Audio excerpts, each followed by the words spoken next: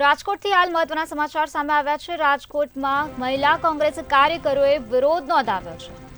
તો ગિફ્ટ સિટીમાં દારૂની છૂટને લઈને વિરોધ નોંધાવવામાં આવ્યો છે। ત્રિકોણબાગ ખાતે કોંગ્રેસ દ્વારા વિરોધ પ્રદર્શન કરવામાં આવ્યું છે। તો દૂધને સાથે રાખીને વિરોધ પ્રદર્શન કરવામાં આવ્યું છે। તો કોંગ્રેસની મહિલા કાર્યકરોએ પોતાનો વિરોધ નોંધાવ્યો છે, જેમાં ગાંધીનગરમાં ગિફ્ટ સિટીમાં દારૂની છૂટને લઈને કોંગ્રેસ મહિલા કાર્યકરોએ પોતાનો વિરોધ નોંધાવ્યો છે। ત્રિકોણબાગ પાસે કોંગ્રેસ દ્વારા વિરોધ પ્રદર્શન કરવામાં આવ્યું છે, જેમાં દૂધને સાથે રાખીને વિરોધ પ્રદર્શન કરવામાં આવ્યું છે।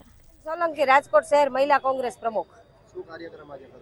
આજનો અમારો કાર્યક્રમ છે કે આપ સૌને ખબર છે કે 2 દિવસ પહેલા જ આ હિન્દુ ધર્મ અને સનાતન સંસ્કૃતિની વાતો કરતી ભાજપ સરકારે બિઝનેસ વધારવાના અને ગુજરાતને સમૃદ્ધ બનાવવાના નામે જે દારૂની ગાંધીનગરના ગિફ્ટ સિટીમાં છૂટછાટ આપી છે, તે ખરેખર એ ગુજરાતને પતન અને બરબાદીની દિશા તરફ લઈ જવાનું આ એક પગલું છે।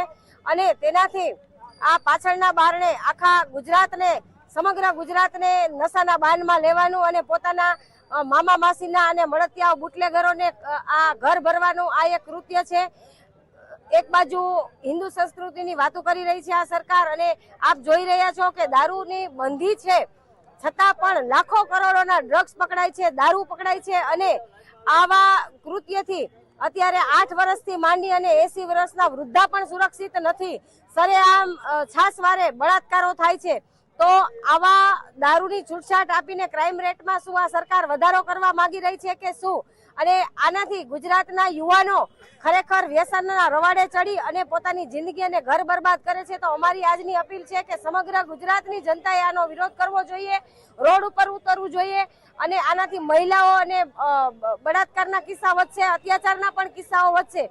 તો આ ગુજરાતને આબાદ નહીં પરંતુ જે બરબાદ કરવા આ સરકાર મથી રહી છે તેને બંધ કરાવવું જોઈએ, તેને માટે વિરોધ કરીને નાબૂદ